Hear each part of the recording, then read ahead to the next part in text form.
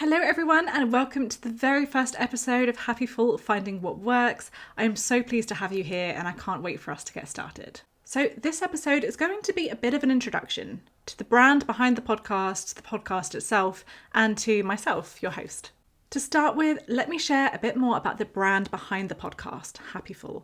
And if you have listened to our previous podcast, I have, you may be familiar with us and our story, but hopefully you won't mind a refresh. And if you're new here, hopefully this will be some interesting information. Happiful started when two sisters struggled to find mental health support.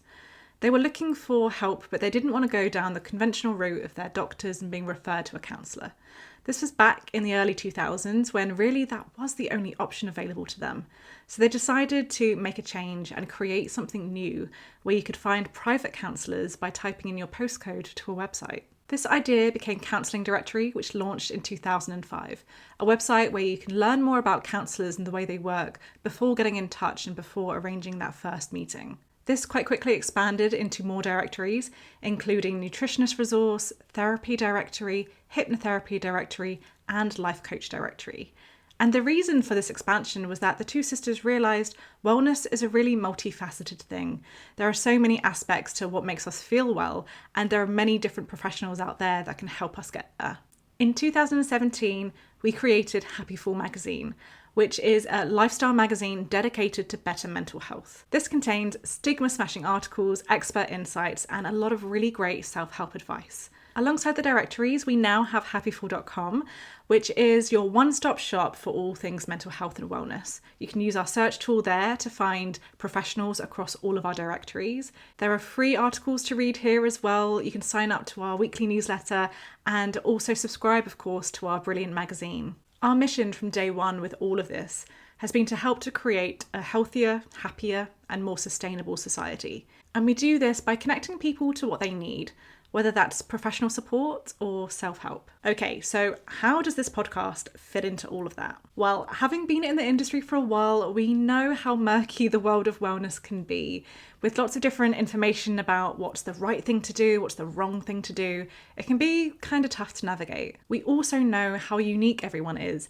and that one-size-fits-all advice does not really cut it for everyone. So the aim of this podcast really is to cut through that noise so that we can figure out what works for us, both individually and as a society. Because we don't exist in a silo, it's really essential for us to think about the context of the issues we're discussing, including who might be most affected and how we can support them. We're going to be doing this by talking to professionals and those with lived experience and asking some pretty big questions. Questions like, what does it mean for something to work? Some of the things we're going to be talking about are lifelong things that we can't change. So how can we find a way of making it work for us? We're going to be talking about who these things might not work for. So some of the things we're going to be talking about aren't going to be suitable for everyone. And it's really important that we ask that question, who might this not work for? And of course, we're going to be asking how to find the right tools that work for you. Each conversation is going to be themed around a different topic that we think is really important for wellness. And I'd love it if you think about these conversations as inhales, taking in information and insight. Because then the following week, we're going to have exhale episodes. These episodes are going to be bite-sized, hopefully no more than 10 minutes. And the aim of these is to help you pause and put into practice what you've learned from the previous conversation. Because I don't know about you, but sometimes when I listen to a podcast, I think, oh, this is great. This is really interesting information. And then I kind of just carry on with my day and forget what I heard. So my hope with these exhale episodes is that it helps us to slow down our consumption somewhat. It helps us to just take that moment to pause and really think about what we heard about the previous week in that conversation and how we can start to apply that to our lives. There aren't going to be any magic cures here or any guarantees. The aim instead is to hopefully give you ideas and insights so that you can go away and do some self-exploration and find what works for you. We really don't believe in gatekeeping ideas here, which is why we want to explore these topics on our podcast, which can be listened to for free wherever you are on your journey. Okay, so now you know a little bit more about the brand and about the podcast itself. I wanted to talk a little bit about who I am and why I'm really excited to be going through these topics with you.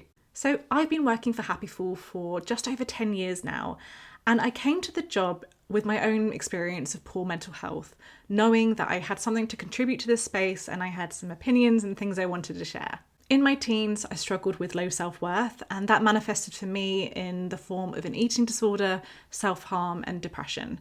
This was an incredibly difficult time, and I lent on a number of tools to help prop me up, including specialist therapy, journaling, and basically rebuilding my sense of self-worth from scratch. During my recovery, I learned a huge amount, and I've just been really passionate about sharing what I've learned ever since. Over the years, I've found various ways of doing this, from writing, whether personal writing or here at Happiful, volunteering, or even as a brief stint as a confidence coach. These days, I'm focusing on content creation here at Happiful, whether that's writing for the magazine, for the directories, creating video content, or of course now podcasting. And along with this, I also volunteer for Beat, which is the UK's eating disorder charity. And I do this to really take the lived experience I have of an eating disorder and turn it into something positive, and I find the two go hand in hand really well. Of course, like most of us, my mental health journey is an ongoing one. Something I realised was at the root of my eating disorder was anxiety, and that's definitely something I still navigate to this day. And while I have found things that work for me, I'm really curious to learn more, because the brilliant and devastating thing about life is that it always changes and it can throw different things at us, and sometimes we might need to tweak and adjust the tools that we turn to. And I'm hoping through this podcast we can give you an array of different tools to add to your toolbox. I want to stress at this point that this podcast is not about becoming a different person. It's not about ridding life of all negatives, becoming all consumed with everything self-improvement. It's about feeling more content in our own skin, liking ourselves more, navigating life's curveballs, and feeling more capable of handling the challenges life throws at us.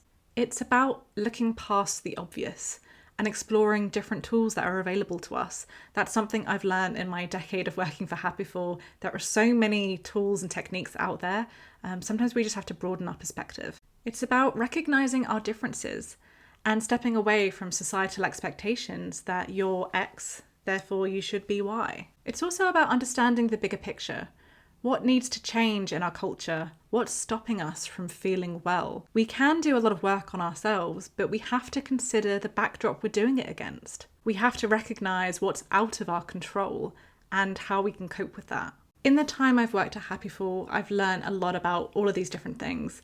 And yeah, I'm just really excited to start delving into it and sharing it with you. And for this first episode, I thought to get to know each other a little bit better, I thought I would share a bit more about what's working for me right now and what's not working. And something worth mentioning at this point is that it can be really changeable. There are some tools that used to be my absolute fail-safe that now don't support me as much. So it's a little bit of a reminder to you to check in with yourself every now and then with the tools that you're using. Are they still serving you, or do you need to mix things up a bit? With that being said, let's dive into a few things that are working for me right now. And the first thing is listening to loud music when I'm stressed. There's a lot of different advice out there about what you can do when you're stressed, like breathing techniques, doing some exercise, punching a pillow, things like that. For me, I've just found it really helpful to pop some headphones on, crank that music really loud, preferably something a bit rocky, and then just either sing along, go out for a good stomp. There's a pond near me, and if I can go for a good stomp, sit by the pond, look at some ducks, stomp back, usually I'm pretty good after that. Next we have morning meditations. So meditation is something that has been working for me for quite a while now, and I found that the morning is best for me. I've trialed different times, like in midday, before bed, but at the moment, before I get up seems to be the trick. And what I do at the moment is spend 10 minutes before I get out of bed listening to a meditation, usually something from the Calm app, and that just sets me up for my day. Something I heard once was that we should be checking in with ourselves before we check in with the rest of the world, and that really stuck with me. So I try and do that in the mornings. I try to check in with myself through meditation before going and scrolling on Twitter or news websites and seeing what's happening with everyone else in the world. So yeah, that's working right now. Next on my list, I have Pilates. So I've been doing this for just over a year now, and I started after experiencing some joint pain and some fatigue, which followed on from a bout of COVID. And I went to various doctors and I went to a rheumatologist who noticed that I was a little bit hypermobile and said that Pilates is something that might be able to help. So I started doing it, and yeah, I've been keeping it up for a year. It's been really, really useful for me. The pain has definitely reduced, and I really like the social element as well. What's making it work for me is going to a weekly in-person class and paying for it up front. That definitely helps me with my accountability and making sure I go to classes. And yeah, there's a couple of people who are regulars that I see every week, and it's just lovely to have that social element to it as well. Next, I have taking Saturdays off social media. So I love social media, and I actually think it can be a really uplifting and positive place to be if we use it in the right way and if we curate it in the right way. But I still find, despite that, I do need quite regular breaks. And for me, taking one day off a week just works. I spend that time doing other things. I connect with people in person, and just that break gives me the headspace I need. Sometimes I will take more time off. I've been known to take a couple of weeks or even a month off at times when I really needed it. But to kind of keep me ticking over once a week is what's right for me. And of course, the whole premise of this podcast is going to be the fact that everything is different for everyone. So for you, that might sound wild that I take a day off, or it might sound wild that I only take one day off. So it's really interesting how different we all are. But at the moment, that's working for me. And finally, something else that works for me is eating chocolate every day. So this is quite a big one because, as I mentioned, I do have a history of disordered eating. So giving myself radical permission and following intuitive eating has been really important as a part of my recovery. And for me, that means I generally eat chocolate every day, knowing that I can and that it's okay, and doing it guilt-free is an absolutely huge thing for me. And every time I do it, it just makes me do a little bit of a smile and a little mini fist pump because, yeah, I have control over what I eat and I feel good about it. And that's a really positive thing for me. And yes, as I said, eating is a really big topic, and don't worry, we are going to be getting into it in a future episode. Okay, so those are a few things that are working for me right now. What about what's not working? Because I think this is really important for us to do when we're exploring the different things that work for us in terms of mental health and wellness. Is to not only identify the positives and what is working for you, but also being a bit critical and thinking what might not be working for you right now. And top of my list is something I never thought would be on this list, and that is journaling. So I have been journaling or writing in a diary in some form since I was 13 years old. I'm in my late 30s now, to give you an idea of how long that's been. And yeah, I am a writer. That is what I do for a day job. That is how I generally process things. So journaling has always been a really important part of keeping well. But recently I found it's just something I'm not turning to as much. I feel like I'm at a stage in life where I'm interested in the living and the doing and the being rather than the pausing and the reflecting. Now, I know from my history and how useful journaling has been that this is probably just a temporary thing. I imagine I will come back to journaling at some point. I don't think this is the end of my journaling journey, but for now, it's actually quite nice to not be using it. It's something that isn't being as supportive as it used to be, and that's okay. It's okay to put certain tools down and pick them up again. That's the beauty of them. Next on my list, I have home working full time. So after the pandemic, our offices, obviously everyone had to go and work from home. And at first I kind of loved it. I am an introvert. I'm a writer, having my own space. It did work out quite well. And since restrictions have lifted, we've become more of a hybrid model where we have an office and people can go into it as and when they want. And again, in those early days of coming out of the pandemic, I thought, no, I love home working. I'm going to be full-time home working. But after a while, I realized that actually my mental health really benefits from going into the office and seeing people, talking to colleagues, getting a change of environment.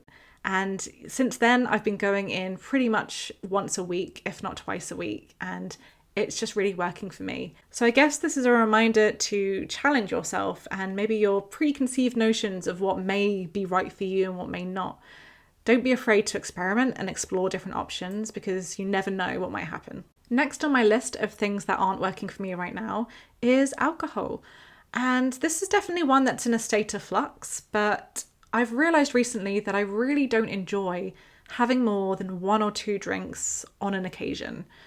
It just makes me feel pretty awful the next day. It really aggravates my anxiety. And for what? I don't really feel the benefits of it. And I guess you could say the cons outweigh the pros at the moment. So for me, I'm definitely stepping back from drinking as much. I used to always end my week with a gin and tonic, but even that I just don't feel drawn to at the moment. And I'm really enjoying some of the non-alcoholic alternatives there are out there. I wouldn't say I'm planning or ready to completely quit alcohol. However, I'm enjoying stepping back from it at the moment, and I'm open to the idea of not really drinking so much. But yeah, this is a really personal one, of course, and everyone's going to be different, but that's just where I'm at the moment. Alcohol not working so much for me at the moment. Next, I have one that may not sound wellness related, but stick with me because I think it is, and that is wearing heels. I realised this quite recently. I wore a pair of heeled boots, which I thought would be safe, to a friend's wedding, and I spent most of the night in pain, and that was all I could think about. That was all I could focus on, was my feet hurting. I was struggling to keep up with conversation, with listening to people, with dancing, with having a good time, because I was in so much pain. In the end, I had to get my partner to go home and bring my trainers so that I could stop thinking about the pain and start thinking about where I was and to be present in the moment. Ever since then, I have thrown out all of my heels and I have said no more. I'm not going to be in pain at occasions, at events like this. I want to enjoy myself. So I have a pair of trusty trainers that I wear a lot. I've even been known to wear them to a wedding.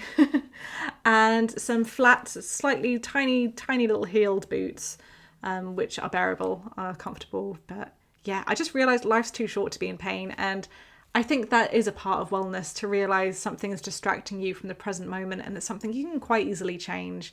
So yeah, heels, I can't do it. I respect you if you can. If you love heels, if they make you feel amazing and you can do it, kudos to you. Well done.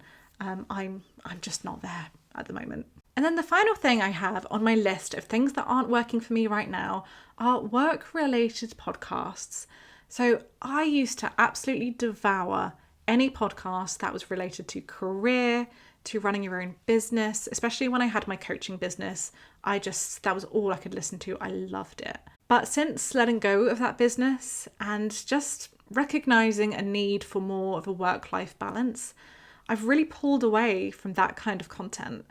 Instead, I'm listening to fictional podcasts about relationships, even science-related podcasts, which I never thought I'd be interested in, but I find them amazing. I really love filling my mind with something new and inspiring, and I come away feeling uplifted. So again, this is a reminder to check in if the content you're consuming, the media you're consuming, how is that feeling for you right now? Do you need to change things up a bit? And if you are here listening to this podcast, hoping to be inspired, then you are in the right place.